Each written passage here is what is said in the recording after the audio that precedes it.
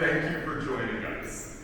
You may have noticed that shortly, yellow letters will be projected on the screen. They'll pop up here in a second. This is a live captioning service. So here we are. A person in another room is listening to the sound that the microphones pick up and then transcribing that sound into text. Should the captioner incorrectly type a word or phrase during this program, I encourage you to lend them some grace. And I hope that you find the service useful. A special thank you to the HI members who are here today. Your support is invaluable and helps fuel our mission. And if you are not yet a member of the museum or need to renew, please visit HI.org where you can do so today.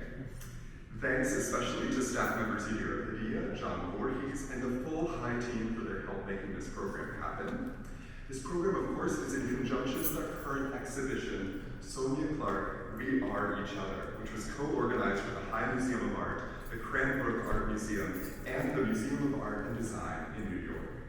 The exhibition is currently on view and will close on February 18. I know many of you had the opportunity to view it just prior to this, and I hope many of you will have the opportunity to view it again before it closes.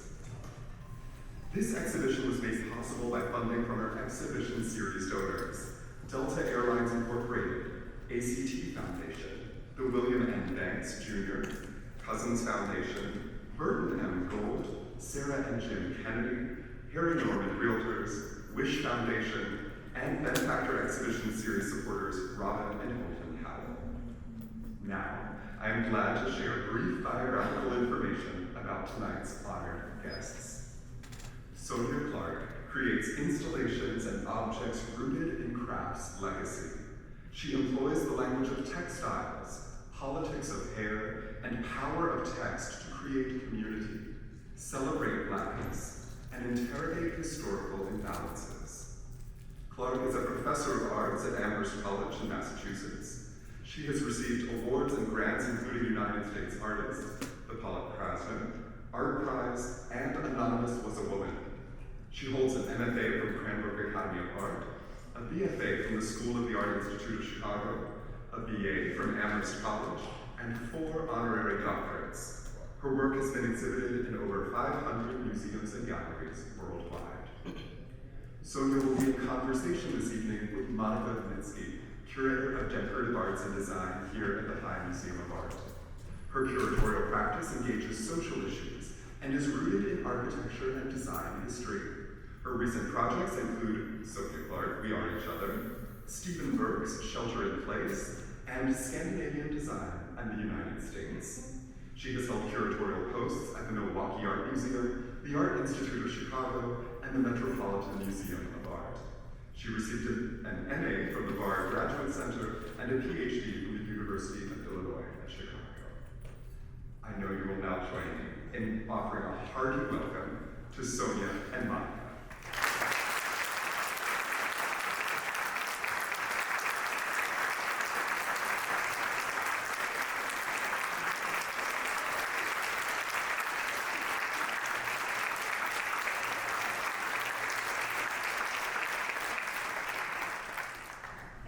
Thank you all for coming out. Thank you, dear Sonia, for coming to Atlanta, for joining us this evening, and for talking a little bit about some of your projects. And I think we can't talk about everything in the show because we would be here for days.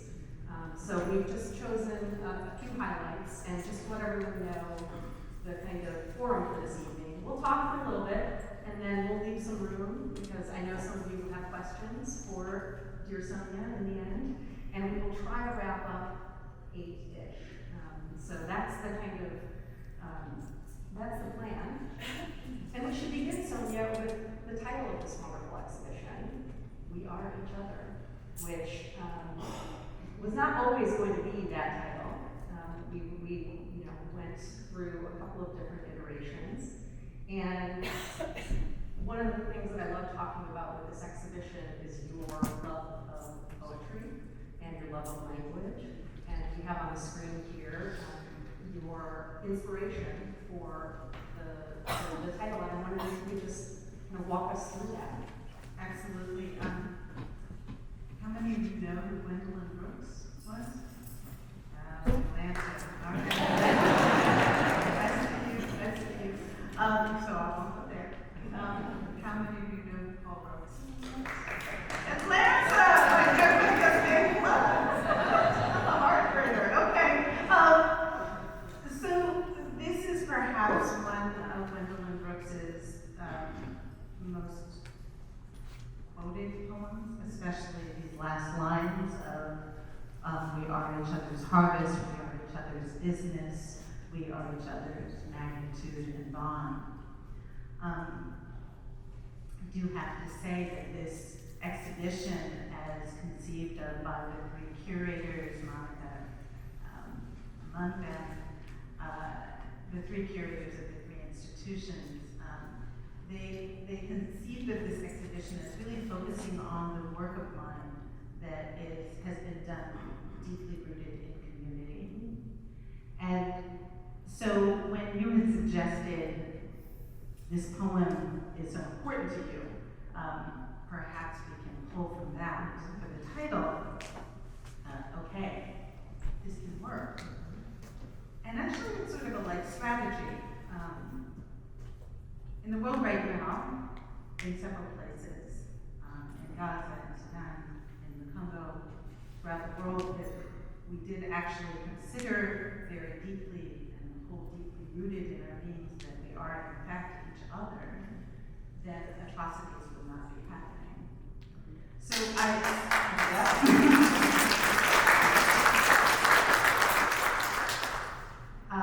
so life goals, right? As well as this love between these two artists and activists, Gwendolyn Brooks and Paul Robeson. That there was this way in which Gwendolyn Brooks is looking at the work that Paul Robeson has done and wanted to acknowledge all that he had done for the community, for the United States of America,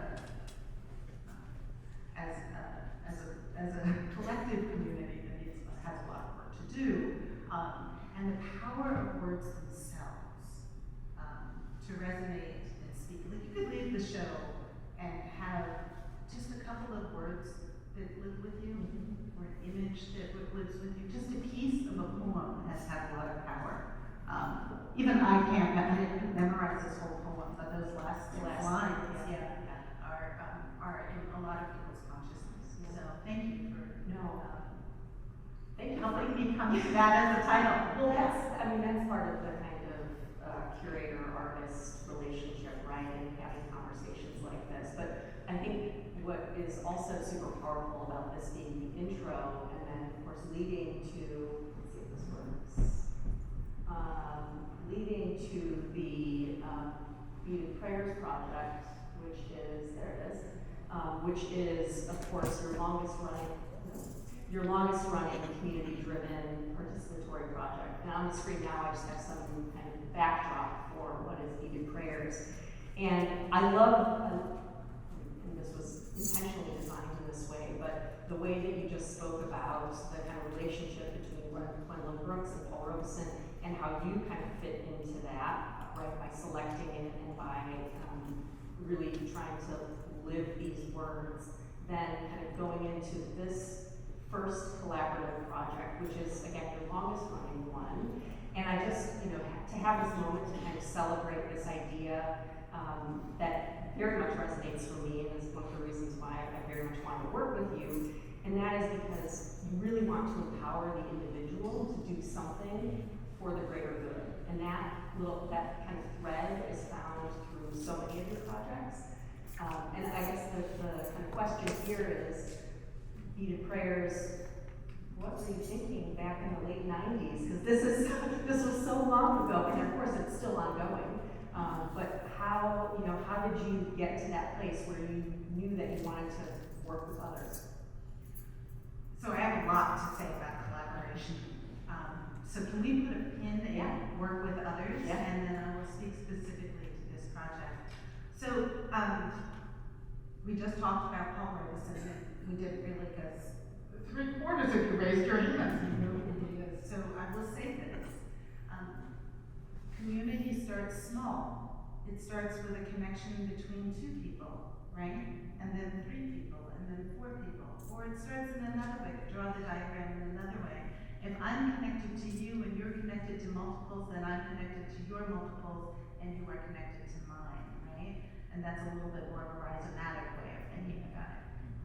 So the one-to-one connection is that the necklace that I have on today is a necklace that was gifted to me by one of my dearest, oldest friends. We went to high school together, and their name is Franklin Gilliam. And Franklin is the youngest daughter of the artist Sam Gilliam, who was amazing. He died a little over a year ago now, but he's like an uncle to me. And grew up in DC. Leah Franklin gave me this necklace that she had gotten from Senegal, where she was doing some work as a filmmaker and as a budding filmmaker. And she brought it back because then I was quite thin, and she was like, "You are little and you need some protection." Great. It's not something just today. The wind could just blow and you would just snap into it.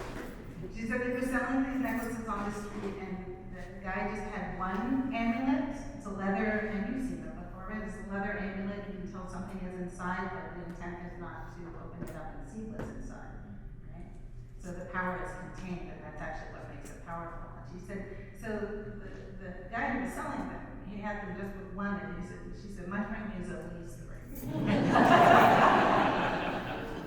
So she brought this back for me in the 80s when we were both in school and college, and I've had it ever since. And it is in part the inspiration for the Beaded Prayers Project, which I started almost about 8 years after that, maybe a little longer. Based on the notion that the word bead and the word prayer share a common etymology. So the word prayer and bead don't sound like each other at all, right? But the word bid, like I bid you well, that people don't really say that anymore, but bid sounds a lot like bead, right? And so you can hear that from the Old English bid and bead come together. And the reason that beads and prayers got fixed in language together is it in the language, the colonizers' language that I'm speaking to you. Old English people were using rosary beads to count where they were in their prayer cycle, right? So the idea of where you are in your prayer and the little bead that you're using as a mnemonic device for where you are in the prayer cycle get fused together. Let me switch to another cultural tradition. My late aunt, who was a Tibetan Buddhist, she couldn't say the word prayer without going like this with her hand, as if she had her mala, that is to say that the rosary prayer beads of that tradition. She would say prayer, and her hand would do this. And I used to tease her. I was like, "Can you say it without?" You know, like people who talk with their hands, and they think, if you sit on your hands, you do not talk anymore. So she would say prayer all the time, and I love that because that's in part what the project is about. But it also started here with the friendship, my dearest oldest friend. So my dearest oldest project started with my dearest oldest friend, who wanted to protect me, and who was thinking about me when she was on Motherland. At that time, I didn't know that I would be an artist, or I would say I didn't know that I would come back to being an artist. But look at what it grew into. So the previous image that you showed was in my hometown in Washington, D.C., of the Names AIDS Memorial Quilt Project. How many of you are familiar with that project? Atlanta! Just blow it up. Okay. So I love the idea that while you were talking about AIDS, the Names AIDS Memorial Quilt Project was saying, let's make a twin, let's ask people to make twin beds, quilts the size of twin beds, like the size of a grave, right? So that it's impactful when you say 20 people, 20,000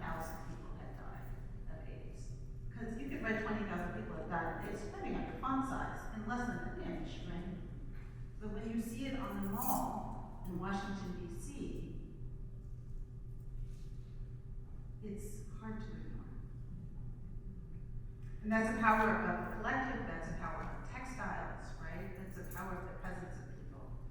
So in this project, which now has thousands and thousands of people engaged in it, I think the version that is upstairs has about 5,000 people. You couldn't fit 5,000 people in that room, but you could fit the presence of 5,000 people in that room. And every time I walk into, I mean, it's been around for a long time, every time I walk into one of the installations of the exhibit, I feel the presence of all of those people, plus the new people who have been added. And so it's like the chorus of voices just gets richer and richer. But it started with the friendship.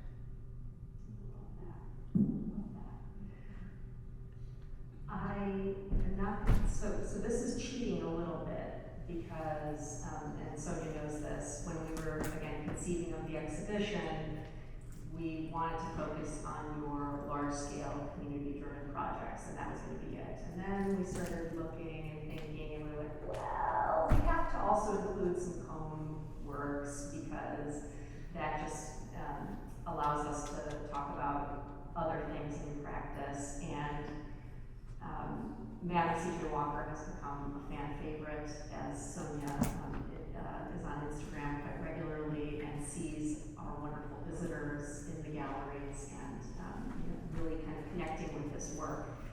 And so before getting into the subject matter, which again, you can ask the Atlantans whether they'll know about Madam C.J. Walker. I guess they know. So maybe less about that and more about, I mean, I guess the thing that gets me about the homeworks is how, and this is just, again, me not being an artist, me just being an interloper, a person who's able to kind of be Okay, I'm gonna stop you there. Because we're not in the business of taking yourself down. So, and actually you are an artist because what you do is you take our objects and you put them in conversation with one another. Yes. Okay. They right? Okay, all right. I'll take it. The question is, again, because I'm not technically an artist, okay?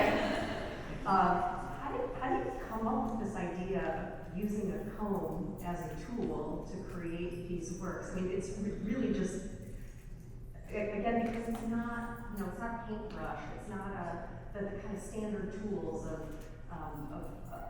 kind of working artists, and in a way, using hair, I suppose, is just another kind of extension of that, because you have always said that, hair is a textile, so therefore it kind of is part of this. But yeah, I guess I'm just wondering about the kind of origin of the use of combs in this. Sure, so, I mean, you heard me say it with beads, like the whole project got named the Beaded First Project because of what a bead is. What I didn't say was, the reason I started using beads is at the time, I was commuting.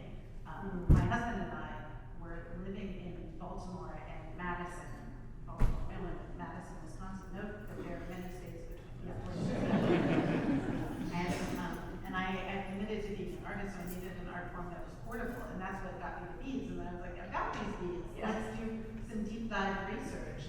There are people from my alma mater who are here. Did you just stand up because I called your name?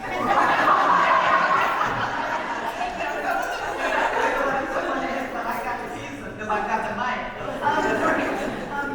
So this idea, and the reason I'm bringing up Amherst College is that I didn't study art at Amherst College. I studied psychology and Black studies, but it doesn't really matter what I studied because this idea of a liberal arts focus, which is what are the stories that connect subject matters to subject matters? What are the stories that are held in objects? So the story that is held in beads, I told you some of them. The stories that are held in combs, right? So a fine-tooth comb, not intended for the kind of hair I grow, right?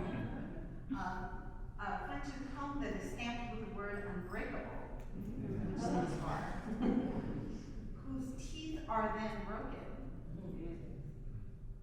to make room for the image of Madam C.J. Walker, one of the first self-made women millionaires in this nation, who made her money on the business of hair care, but was also deeply involved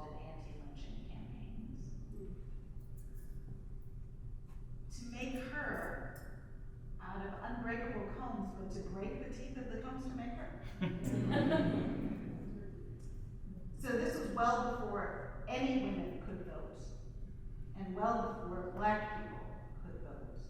She was born in 1867, full 100 years before I was born, right? So Macomb becomes a good place to use that. But the other thing I want to tell you is that I met Alilia Bundles several years earlier, actually here in Atlanta. She was doing a book signing of her book On Her Own Ground, which is coming from a quotation from Madam C.J. Walker. And the Beaded Prayers Project was being shown here as well. Not here, but being shown in Atlanta as well. The person who hosted me said, you know, come, there's this book fair, and I forget what this was, but it was like it was American Library Association. And this person said, provided like supplies to libraries, and said, I'd love to put up some of your beaded prayers in our booth. And then there's this person, Alilia Bundles, who is giving a talk about a book that she's just done, and some other people will be there too. So I just met Alilia Bundles here in Atlanta by chance. You know, this has never come up between us before. So, and so I met Alilia, she signed, I knew who Madam C.J. Walker was, and she's a relation, she's a great-granddaughter. It's great-granddaughter, great-granddaughter. And Alilia has become a friend now. So she signed my book, and then I read it, and I was like, oh, I have to make a piece about her. And I don't usually make images of people. But if I was going to make an image of a person, then Madam C.J. Walker seemed to be the right person. And then the other thing that I'll share with you about this is that Madam C.J. Walker has popularized the use of the hot comb, which some people love to hate her for. But I don't, even though I'm a natural hair girl. I understand what was happening at that time, and I think about her more about women's empowerment. So these fine-tooth combs that are intended for straight-haired people, and I will also say I think of them as being kind of masculine, like pocket combs for men, right? And so she's breaking a lot of things, right? It's breaking a lot of barriers. And the way that this piece belongs in this exhibition, which is really about community, is that the museum that owns it, the Blanton Art Museum at the University of Texas, Austin, when they were fundraising for it, they got some big fundraisers who could write bigger checks. And then they got like children to say, well, what would you give for a comb, right? So the children, when I went there, and they put it on display, there were little kids that were coming up to me and said, I bought your artwork for the museum. And they were not incorrect. And I loved that. And there was also a gentleman from the Black Engineers Association in Austin or at the university, and he reframed Madam C.J. Walker as a chemical engineer. Oh. Yeah. And I thought, yes. So that's one of the beautiful things that happens in art. Well, first of all, this was collectively purchased. Also, my studio assistants helped me make my artwork. So lots of hands are in this. And then someone looked at the work and said, Madam C.J. Walker is a chemical engineer, which makes me think about her and the work in a different way. Ooh. And it all happened because I met Alilia Bundles here in Atlanta. Love that. Yes. I swear we didn't practice this. I didn't either. No, I know. It's amazing. Well, since we're talking about hair and Atlanta, of course, this is not your first time here. I'm showing this historic photo of the Bronner brothers when they were on Auburn Avenue.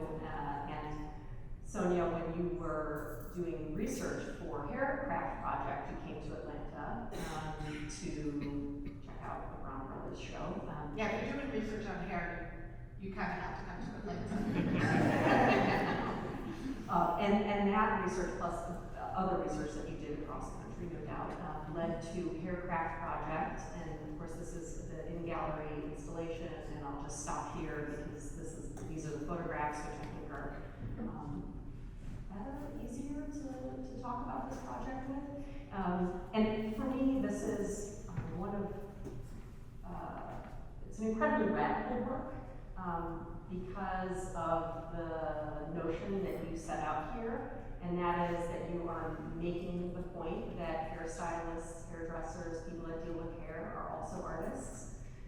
And this is radical because then you set about to kind of give us the evidence for this, and that within this project, it's the photographs and putting yourself through the project, and then the embroideries that happen out of it.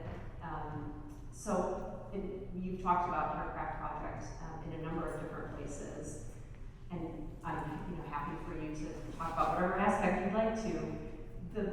The one thing that I want to know about this project is, as I look at it, and I think about, again, the years of kind of research and development and thinking about this, and then the actual year of going through the process.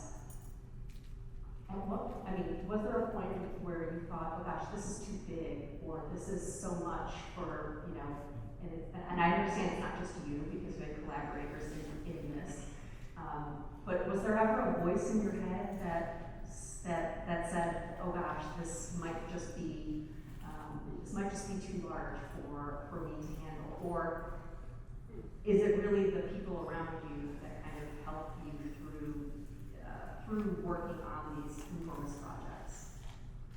So I'm going to say a couple of things. Yeah. First of all, so this project happened in 2014? 13, 14. That's That's when you got our prize. Oh, right. Yeah. We got the Yes. Yeah, we, and You all. so, and all the hairstylists. The Beat and Pairs project was already many years in by now, so I was aware that projects could get quite large. And with this, I limited it to the number of hairstylists that I was going to work with. I thought it would be 10, it ended up being 12. I know there are 11 images here, but two sisters worked on two parts of the project, and so there are 12 hairstylists that I actually worked with. I don't get to choose. So in this case, I wasn't scared of this project being too large at all. I just didn't even think it was radical. I thought it was sort of like, hairstylists are artists, full stop. Yeah. And here's a workaround. So some of the hairstylists, I would say to them, this is what I'm doing, I want you to do my hair. That's what they do. Is that we're going to take these odd photographs where it's not a fashion shot at all. It's really, I want you to think about the back of my head as a canvas, because that's what we're doing. Nobody's going to see my face. They're going to see your face, because that's who they normally don't see. They might see some fabulous hairstyle that I might have. So they see your artwork. But I want them to see your face as your signature, right? I want your presence there to say, I am the artist here, right? And so that's why they are forward facing. They're a little fuzzy. Anybody who knows them would recognize them. They're a little fuzzy, so their artwork is what is in the foreground and present. Some of the artists, I said to them, some of the hairstylists, I said, you're artists. Just like I'm an artist, you're an artist, but because of the way things are parsed, I know that I'll be able to have this show in this gallery because of the way that my designation as an artist works, which might be different than yours. There was a little resistance in the gallery at the time, not from the director, but from some board members of the gallery who said, we want a show of Sonia's artwork, and this seems to be some collaborative thing. So that's where there was resistance. And I do think everything is a collaboration. Ask me about it later in 15 minutes. And so I thought also one of the things that was happening there is, I'm an artist who was working at a big state university, and I've had lots of shows in museums and galleries, and the board members understood that, but they didn't understand that these women, this was all women that I was working with, that they are everyday artists. They're making artwork every single day, and it's incredible what they do. I was just like, well, that's obvious to me. Clearly it's not obvious to lots of people, so let's make this obvious. And so also this was in Richmond, Virginia, which is historically, as you know, a place of one of the major ports of human trafficking globally in the world because of the transatlantic slave trade. It's also a very racially divided city, and so where this gallery was in a place that had been a historically black sort of neighborhood. The downtown had moved out to the suburbs, so there were black stores that were there, and black barbershops and hair salons, and then art galleries. Well, gentrification happened, and I was like, these two communities have to come together. And so it was one way of doing that. The other thing that I want to share with you is my studio assistants who have just the right amount of, they're not scaring me, so they'll tell me when they think an idea is a bad idea. That's just who you want in the studio. You don't actually want people who are too referent. You want people who will say, like, are you sure? And why? Right? And so not this part, because this part was the stuff that the hairstylists do. They're doing my hair, the photographs are a little funny because it's, you know, just focusing on the back of my head and they have to be in them. I'm also challenging, I think, what art is in the sense of, there was a time that photography wasn't considered art, you know. And then I'm also saying, and hairstyling is art, of course. And then the canvases that the hairstylist made was me thinking about another long friendship that I've had with a photographer by the name of Bill Gaskins, who said in a review of my work that I was acknowledging that hairdressing was a primordial fiber art form. And that's something he wrote in an artist, a very good writer and cultural critic, and he wrote that in maybe 1998 or 1998. The curators, right?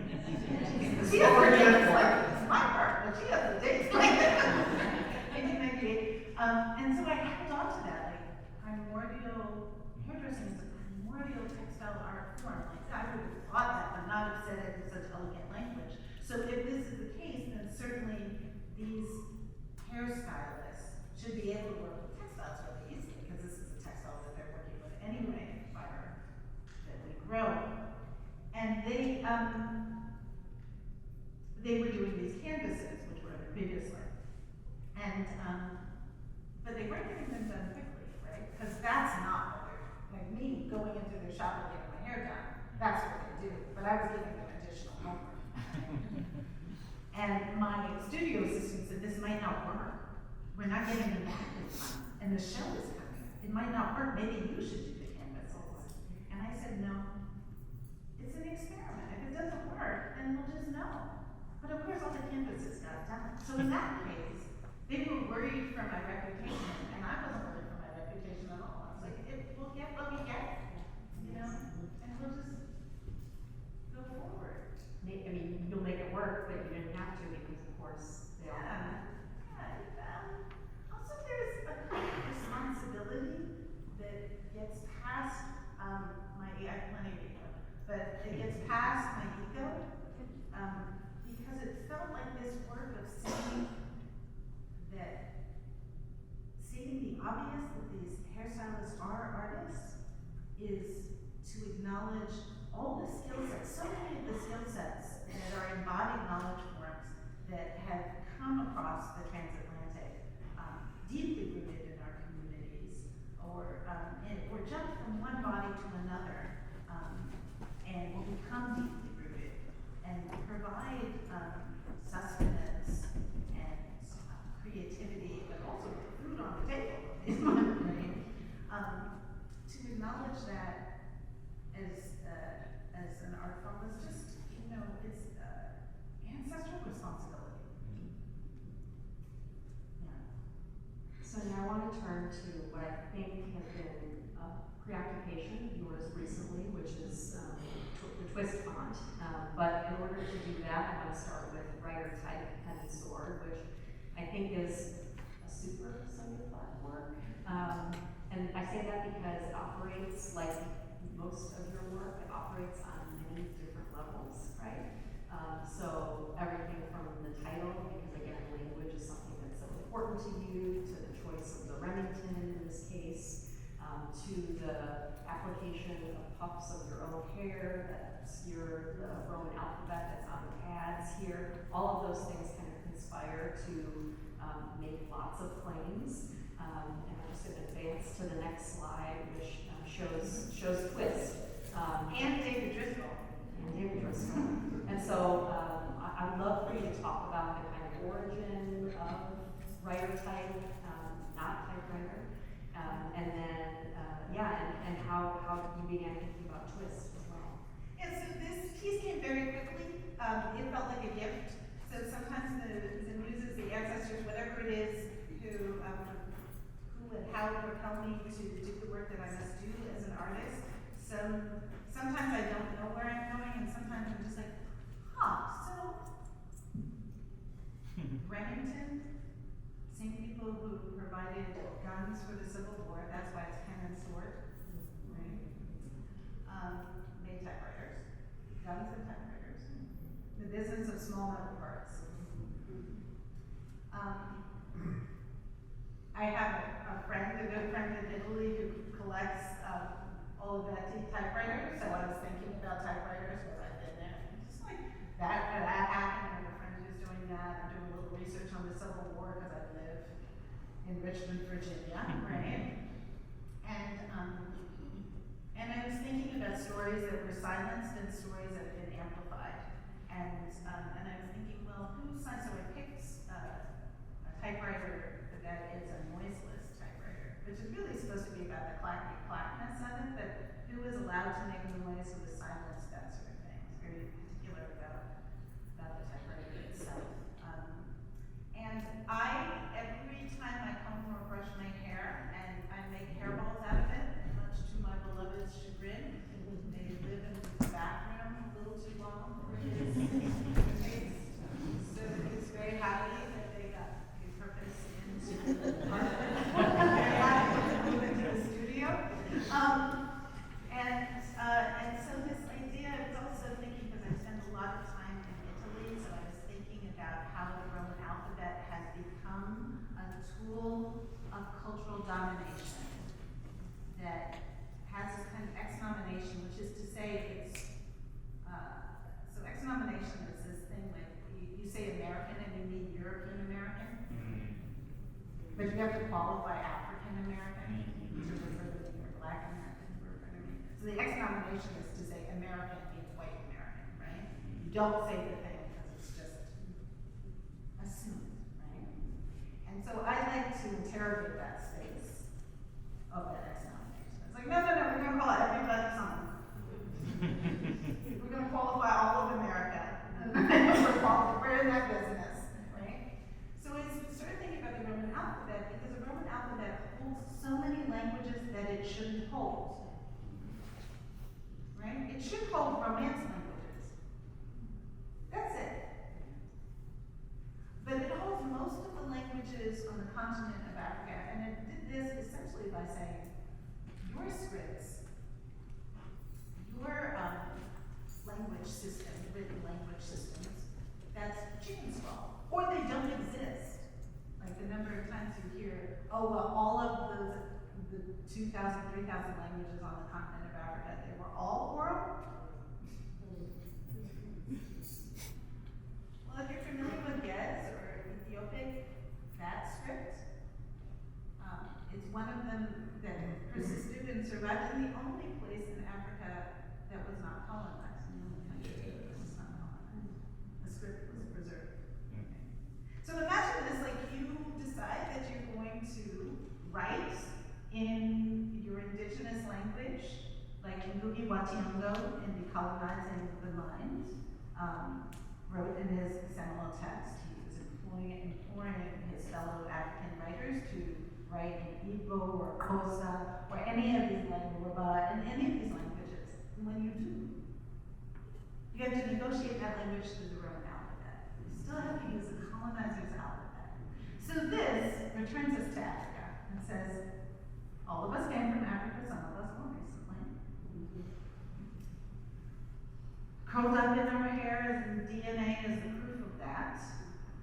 I mean, in a weird way, we're very racially separated, but we might genetically be more connected than someone who looks more racially like me, right?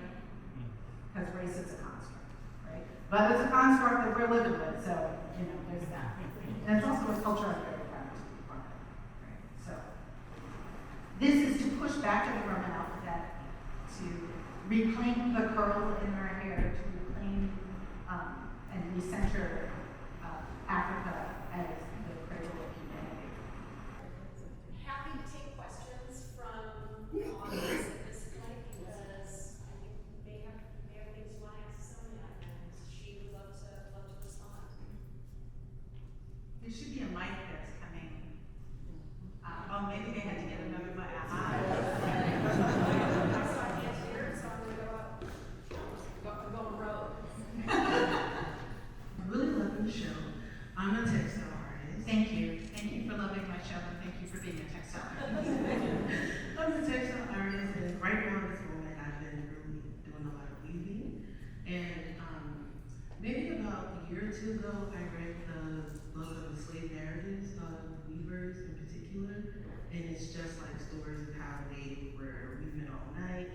And I started thinking about like the relationship of like cotton that Black people have, like we're using cotton, growing cotton, cultivating cotton. And I was wondering, like in your work, does the fiber kind of tie into like the conceptualizing of a project, or is it just like a means of, I don't know, like translating the things? Like I'm thinking, are you connecting to the fiber as a source of like your medium, or is it just I'm using it because linen is like the best thing for this particular pattern?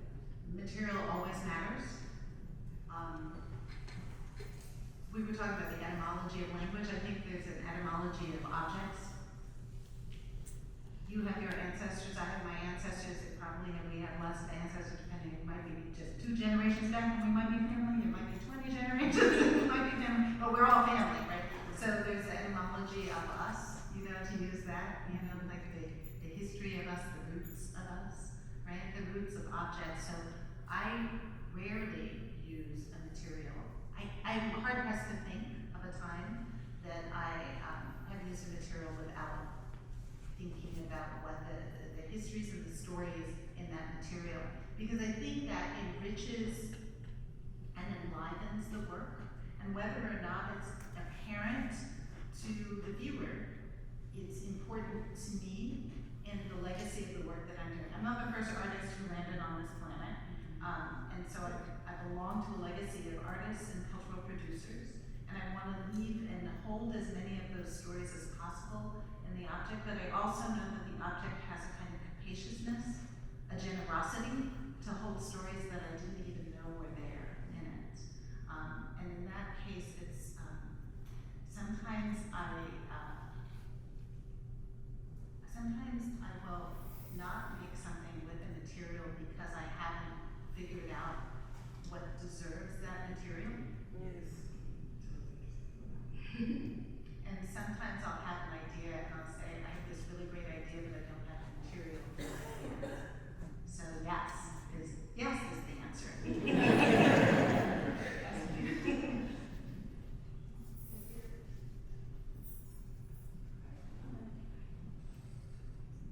Thank you for calling me an artist. I'm just so curious about the braiding, the hair. You identified the hairdressers as artists.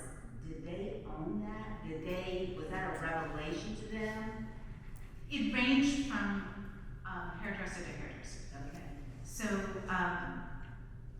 it's a great question because one of my friends, because many of them have become friends now, I'm also in trouble with all of them simultaneously. So when I go to Richmond to get my hair done, I'm in trouble with 11 people. But so one of my friends, Kamala,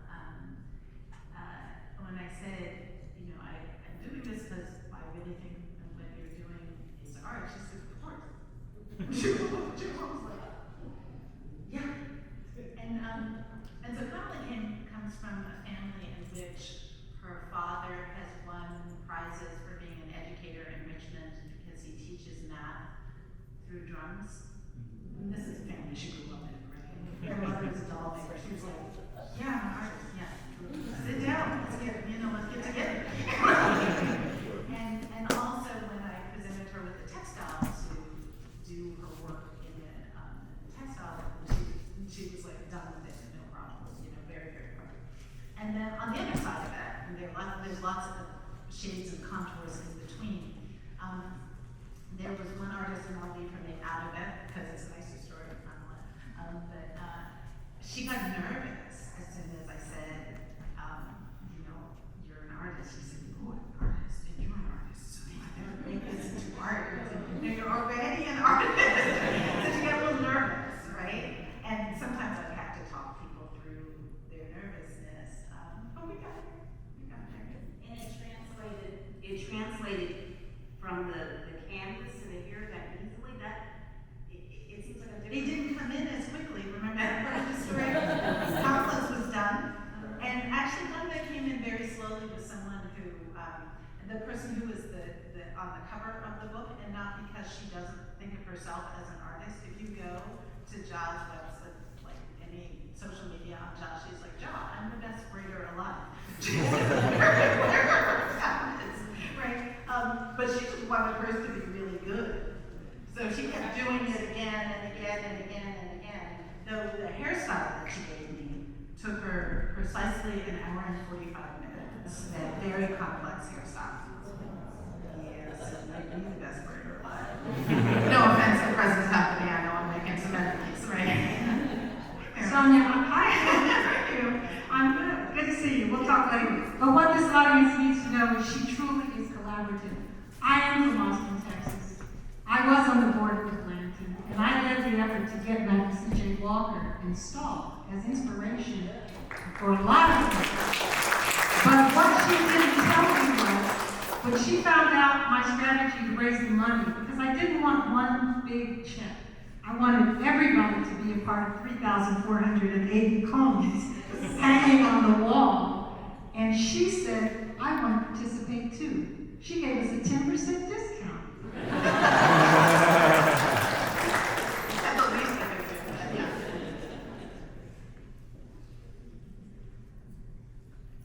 Hi Sonia, my name is Erin. I saw one of your first constructed flags in 2018, or around that time when I was a student at MICA. So I'm just like super excited to see you're working for City. I'd love to talk with you, but I feel like as we're kind of moving, as you mentioned, like Palestine and Sudan, like we're really kind of coming back to this like understanding of how our like behaviors all affect one another.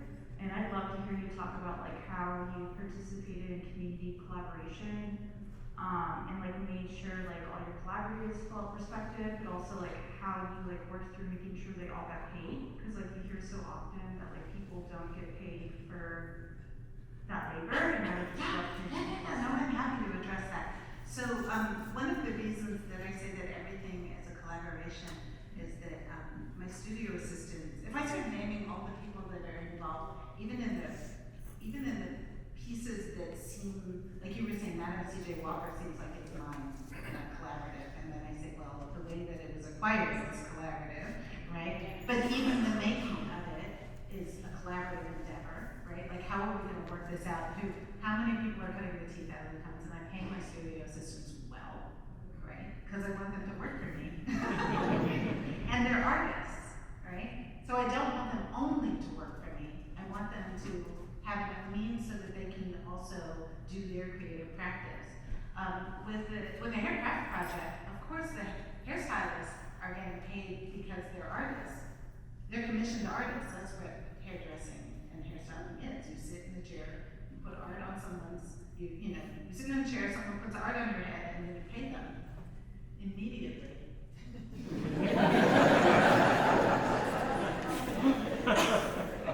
Because of the success of that project, and what I mean, I'm actually talking about monetary success, right? So the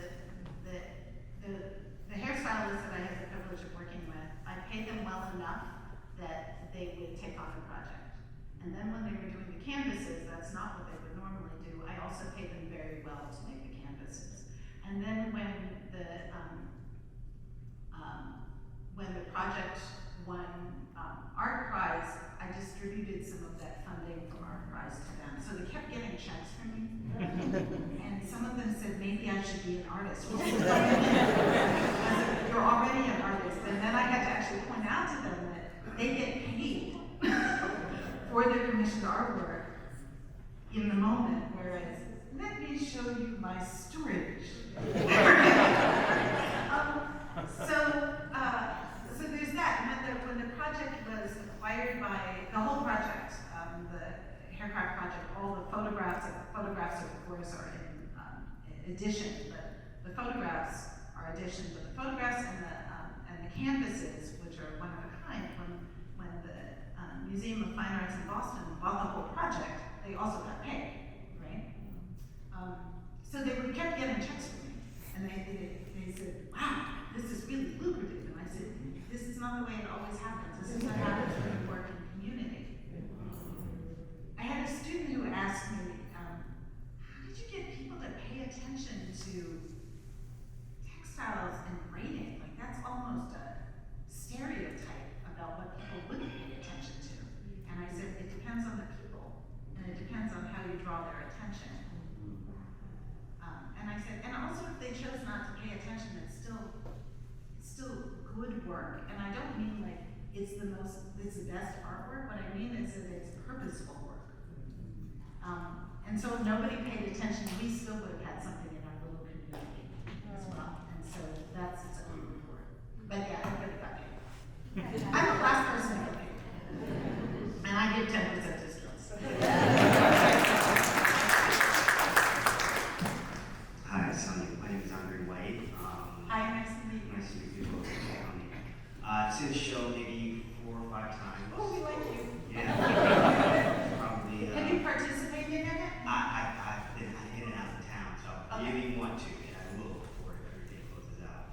But seeing the show that many times and really becoming engaged with all of the different facets of your practice, and in particular this exhibition. And what I would like to ask is, it's just such a rich experience, and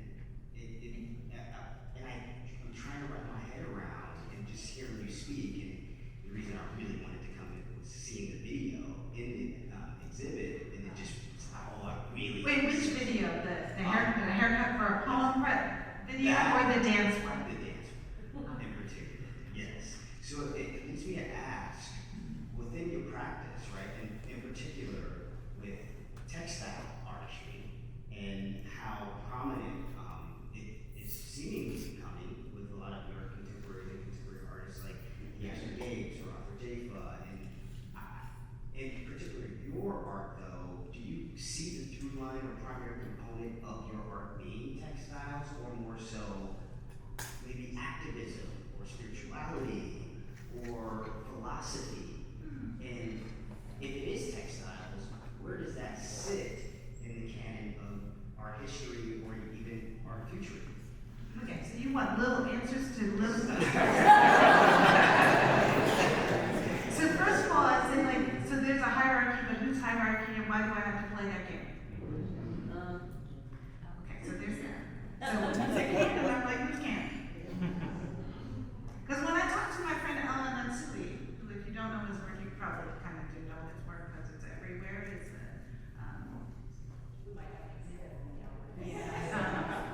he makes these, well, Ellen Matsui, an amazing artist. You know, he understands that textiles are on their own language, and that our culture here, I'm using our very broadly, but the textiles speak, right?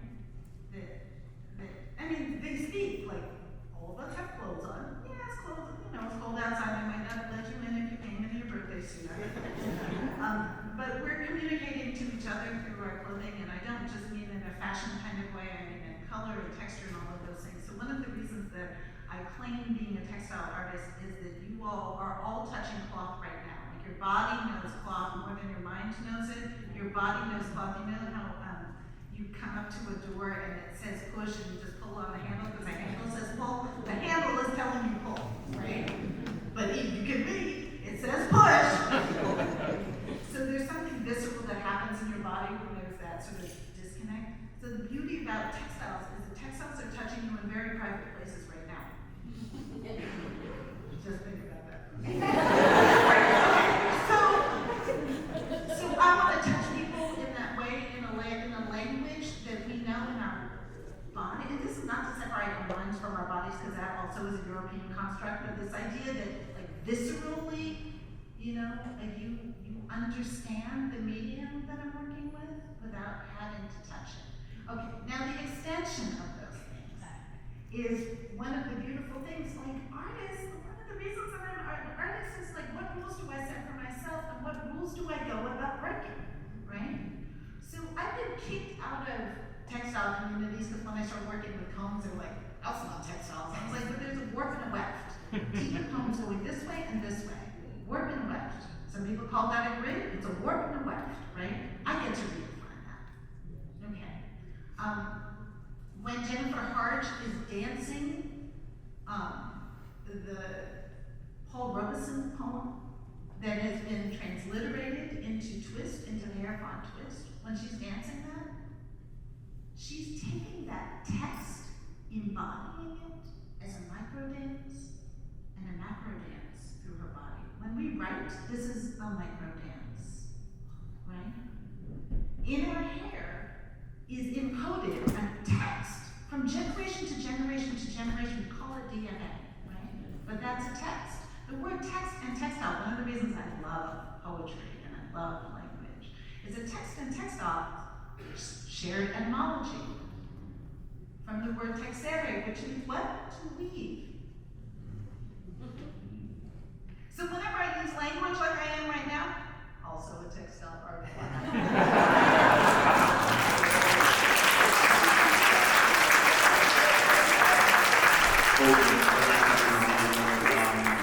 You have another question? This is really short. Really short.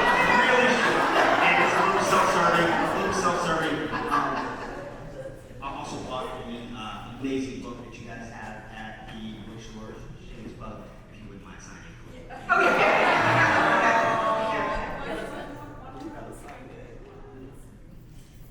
Oh, thank you so much. Thank you so much for the work that you do. I am so honored. This is my third time seeing the exhibit, and the first one was Beaded Prayers, which affected me personally because I'm a yoga priestess. And one of the things that I do is try to demystify magic and help our community re-embrace our heritage, which is sometimes challenging because we are under the mystification of the other canon. Yes. So how do you really get people within the diaspora to re-embrace their original history, especially when you're trying to teach something as triggering as magic, mojos? Yeah, so I'll say that I'm careful with language, because I think that lots of things are magical, but I think that the word magic sometimes can scare people. So I will actually share with you that when the Beaded Prayers project went, the only time that it's been shown on the continent was in Ghana.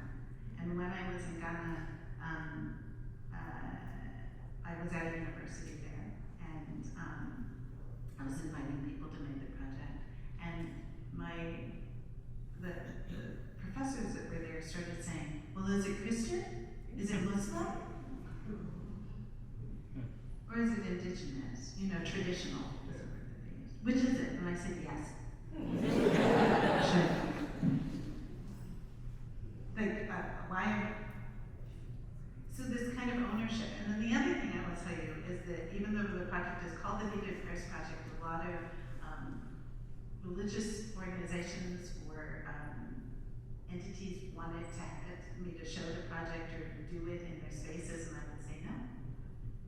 Because as soon as I did that, then they could say, she did it here in this church, and she did it here in this, and then I would have to hit everything. So I would say, you can do it with your group of people and you can send it to the project, but then I can't go because then then it starts getting into the same conversation that I started having in Ghana. And that happened on the continent for the reasons that you can imagine. And I was like, if I want this to be really inclusive, then that truly means inclusive. The only time that it has really been tricky for me is when I was new to the project, right? So I just started it and never had been shown yet, and we didn't have enough of them. I remember when there were 100, and I was so happy. 100, they're about this size. So 100 is like this many. It's like one of the boards is 100 maybe, right? I was like, that's not a show. It's powerful, but it's not a show, right? So I was working with the community. I had been invited to work with a community of people who were, I forget the name of it, but it was something like survivors of child abuse.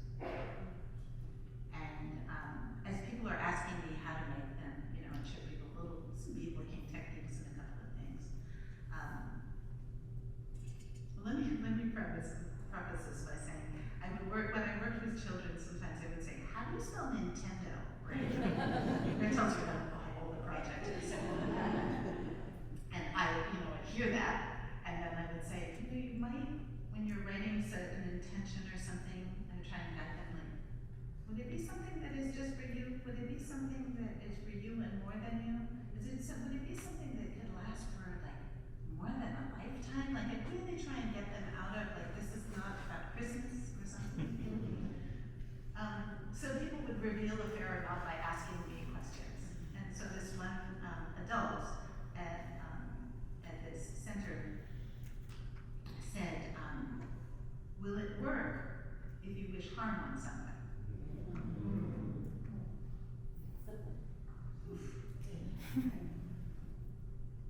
Now, I personally believe that magic will work if you wish harm on someone. But luckily I had a grandmother who was only on this earth with me for 10 years, but she dropped a lot of wisdom. I miss her every day. But yes, she became an ancestor when I was 10. She's the person who taught me how to sew, thread and needle in a very specific way. And look what it turned into. So Chummy was her name. That was her nickname. All of her children and grandchildren called her Chummy. And she used to say to me as a kid, because I had this tendency, I still do it, like to point at things, right? And it was a little rude as a kid, like kids point, but there's a way of doing it that's a little rude. And she would say, be careful how you point, because 3 fingers are coming back at you, right? And so that's all I had for the person, was to conjure Chummy in that moment and say, I don't know exactly how this magic might work. I didn't use the word magic, but for this conversation. But I said, but just remember that when you point at something, 3 fingers are pointing back to you. And then I just left it. But I've also had people write me and say, did I do something wrong because it didn't work? That's a lot of responsibility. I know for a fact that the first museum that showed the Beaded Prayers Project showed it because the curator was a part of a workshop, and she told me this, and she's no longer at the Baltimore Museum of Art, which was the first museum that showed it. She told me this. She said, I was in one of your workshops. My partner and I were really trying to have our second child, and so that's what I made. She made like 3 of them. She said, when I found out that I was pregnant, she said, I should call Sonia and see if she wants to show me. Like that's a whole range of stuff, right? It's a lot of responsibility, that project. Well, thank you for that, and I would not be a good priestess if I did not say Moifa Tachum.